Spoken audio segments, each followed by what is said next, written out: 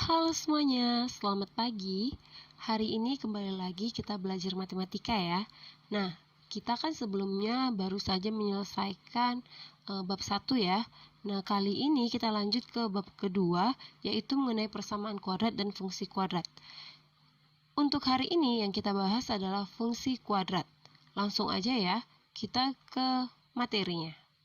Nah, di sini kamu lihat fungsi, oke, fungsi kuadrat berarti fungsi, oke. Nah, fungsi itu merupakan relasi dari himpunan A ke himpunan B, oke. Relasi dari himpunan A ke himpunan B. Sebelumnya, waktu kalian kelas 2, kalian sudah belajar mengenai relasi kan. Jadi di sini akan saya bahas sedikit lagi, kembali lagi kita bahas atau kembali lagi mengulik mengenai relasi untuk memahami dari fungsi kuadrat ini. Nah, karena si fungsi adalah relasi dari himpunan A ke himpunan B, maka si fungsi ini bisa kita buat atau kita tulis menjadi seperti ini. F, oke, F titik 2 A ke B. Berarti ini artinya pemetaannya dari A ke B, bukan B ke A. Jangan terbalik, oke? Nah, kita langsung aja lihat. Tadi kan kita notasikan atau kita tulis seperti ini ya. Jadi kalau kita mau menggambarkannya itu bisa seperti ini jadinya. Misalnya kita anggap aja lah, ini himpunan dari si A, ini himpunan dari si B. Nah, berarti kalau kita notasikan atau kita tulis seperti ini, berarti nanti dia pemetaannya dari A ke B. Oke, berarti nanti tanda panahnya dari si A menuju ke si B. Nah, misalnya saya pasangkan mereka jadinya seperti ini. Oke. Nah, pemasangannya atau pemetaannya seperti ini. Oke. Nah, di sini kita bisa melihat yang mana namanya daerah domain, kodomain, dan juga range, daerah hasil. Ya. Oke. Nah, di sini yang namanya dia fungsi itu setiap anggota dalam himpunan A berpasangan dengan tepat satu anggota himpunan B. Jadi semua anggota A harus berpasangan satu ke himpunan B. Oke, seperti ini. Si 1 dipasangkan dengan si A, lalu si 2 dipasangkan ke si B, dan si 3 ini dipasangkan dengan si C. Oke, anggaplah saya bilangnya itu kita analogikan dipasangkan ya. Nah, di sini yang namanya fungsi itu si A-nya harus semua dipasangkan ke si B. Tapi harus satu-satu, tidak boleh punya A double ke B. Oke, harus satu-satu seperti ini. Nah, untuk si B, nggak masalah kalau ada satu yang tidak berpasangan.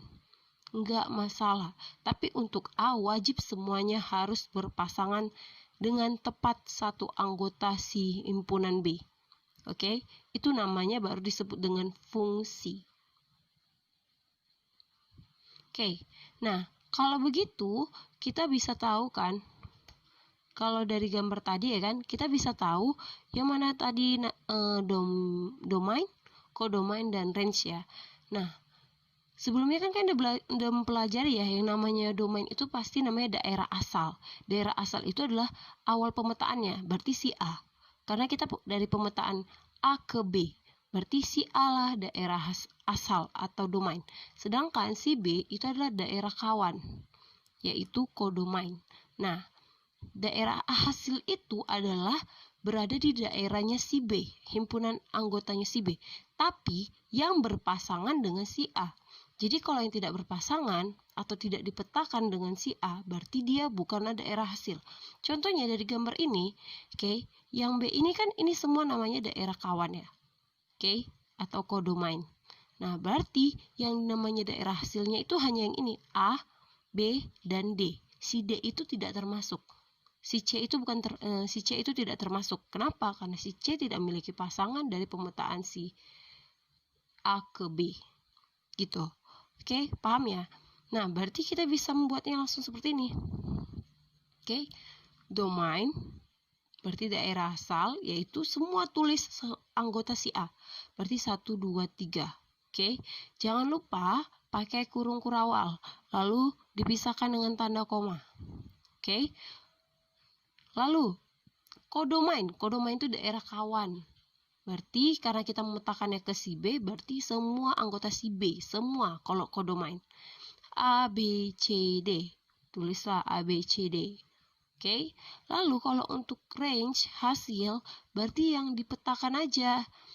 Oke, tapi yang daerahnya si B. Oke, bukan dari punya si A, tapi punya si B.